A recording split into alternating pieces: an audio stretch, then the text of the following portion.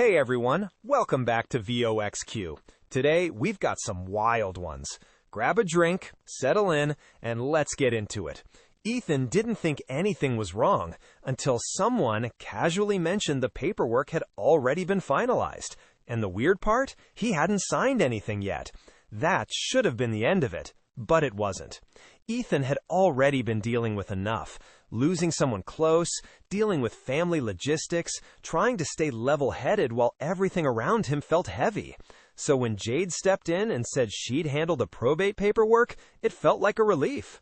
Jade was always the organized one, the calm one, the one who took charge when things got complicated, and everyone trusted her because of that, especially Ethan. At first, everything seemed normal. Jade would send updates every few days. Still waiting on paperwork. Lawyer needs one more document. These things take time, and it all sounded reasonable, until one random call changed everything. Ethan's aunt called him one afternoon. Her tone wasn't worried, just confused. "Hey, I thought you already approved the storage contract." Ethan paused. "What storage contract?" There was silence on the line, and in that moment, something shifted, because now there was a gap. And gaps like that don't just appear for no reason. He didn't react right away, didn't call Jade, didn't accuse anyone. He just sat with it. Because accusing someone like Jade, that's not something you do lightly. So instead, he checked, called the probate office directly, kept his voice calm, asked simple questions. The clerk pulled up the file, and then said something that didn't make sense. "Yes, everything has already been approved. All signatures are in." "That's not possible." A pause. Then the clerk clarified. "Well, we do have your approval attached here." That's when his stomach dropped, because he knew, without a doubt, he never signed anything. He didn't call Jade, didn't text, didn't warn her. He went straight to her place, knocked on the door, waited, and when she opened it, there was that brief flicker of surprise. Too quick to explain, too real to ignore. "Hey, what's up?" she asked. Ethan didn't answer. He just lifted his phone, showed her the document, his name, his signature, the storage contract sitting right underneath. There was a pause, a long one, the kind where everything hangs in the air.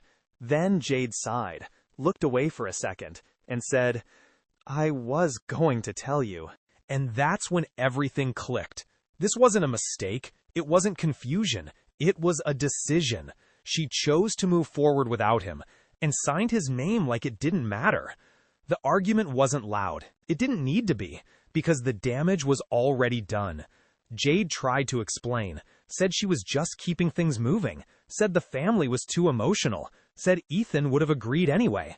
But that's not the point. She didn't ask. She decided. And in doing that, she crossed a line that couldn't be undone. And this is where it gets worse, because once the rest of the family found out, everything changed. People stopped trusting her updates, started questioning every document, every decision, every explanation she gave. Because if she could sign someone else's name once, what else had she done? And just like that, Jade lost control. And in a situation where control was everything, that hit harder than anything else. Now here's the thing about situations like this. It's never just about the paperwork. It's about trust. And once that breaks, everything else starts to collapse with it. But that wasn't even the craziest situation, because the next one, that one got personal. Chloe thought Kevin was just being annoying. You know, that kind of helpful that somehow creates more problems. At first, it was small. Her storage shelf, slightly rearranged, boxes not where she left them, labels turned the wrong way. "Did you move this?" she asked one day. Kevin smiled. "Yeah, I thought I'd help optimize your space." Optimize. That word didn't sit right with her, because she never asked for that. Still, she let it go. Didn't want to make a big deal out of something small. But then it kept happening, more often, more noticeable. Things would disappear, then reappear, not in the same place, not in the same order, and Kevin always had an explanation. Always. Then came the chargers, and this is where it got weird. Chloe had a system, everything labeled, everything organized, Every cable matched to a device. Simple, clean, until suddenly it wasn't. Wrong chargers in the wrong boxes, some missing completely, others replaced. "Did you use these?" she asked. Kevin shrugged. "Yeah, but I put them back." Except he didn't. And the confidence in his voice, that's what made it worse. Like he knew she couldn't prove anything. Like he was one step ahead. At first, Chloe tried to ignore it, told herself it wasn't a big deal. But it kept happening. And eventually, it stopped feeling random. And this is where it gets worse. Because Chloe didn't confront him. She didn't argue. She didn't accuse. She just got quiet. And when people get quiet like that, that's usually when they're paying attention. She started tracking everything. Every charger, every box, every movement. Simple system, timestamps, placement notes. Nothing obvious, just precise. Then she waited. 2 days later, it happened again. Wrong charger, wrong box, wrong placement. Kevin didn't even hesitate. "Yeah, I moved it earlier." Same tone, same confidence, same assumption. This time, Chloe didn't respond right away. She walked over to her laptop, opened it slowly, pulled up the log, then turned the screen, and said, "Then explain this." And just like that, everything stopped. Kevin froze. Because the timestamps didn't match, the placements didn't match, nothing matched his story. And for the first time, he didn't have an answer. The room went quiet. Not awkward quiet, real quiet. The kind where everyone understands what just happened. Kevin tried to laugh it off, said it wasn't a big deal, said she was overreacting. But it didn't land, because now there was proof, and proof changes everything. Chloe didn't argue, didn't raise her voice. She just looked at him and said, "I think it's time you find somewhere else to stay." And just like that, the situation corrected itself. Now here's what people don't realize. When someone keeps pushing small boundaries like that, it's rarely about the thing itself. It's about control. And once that gets exposed, the whole dynamic shifts. But the last story, that one didn't just shift dynamics, it destroyed them. Owen wasn't suspicious at first. He just noticed things didn't line up. Small details, little inconsistencies, stories that felt slightly off. And Sabrina, she always had an explanation. Always. Confident, calm, convincing.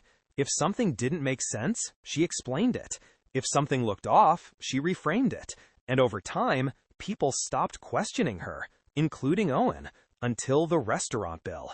She said she paid, said Owen forgot, said he was overthinking it, and somehow she made it sound believable.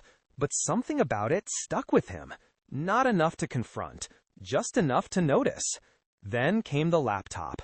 Sabrina said hers was acting up, asked to use Owen's, said it was temporary. Nothing serious. He didn't think twice about it. Until one night, he opened it and saw something she left behind. A tab, still open. An account, not hers, not one he recognized. And this is where everything shifted, because the account told a different story, a completely different one. Conversations, posts, narratives, all painting a version of events that didn't match reality. And for the first time, Owen didn't feel confused. He felt certain. He didn't confront her immediately, didn't react emotionally. He collected everything, screenshots, messages, posts. Then he waited. A few days later, he invited people over. Casual setting, nothing unusual, including Sabrina. Everything felt normal, until it didn't. Owen stood up, pulled out his phone, and said, "Hey, I just want to clear something up."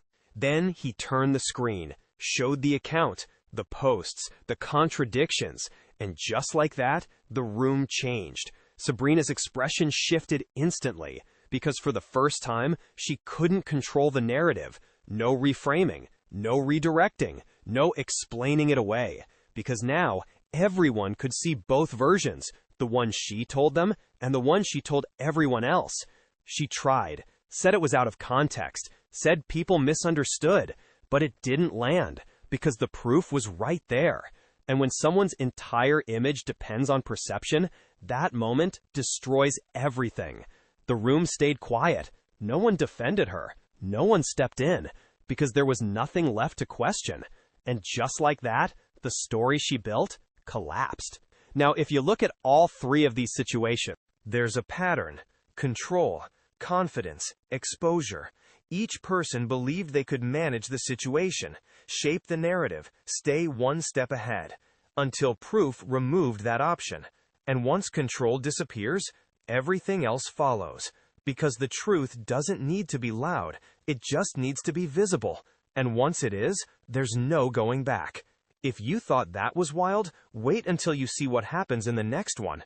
Because sometimes the truth doesn't come out right away. It waits. And when it does, it hits harder. I'll see you there.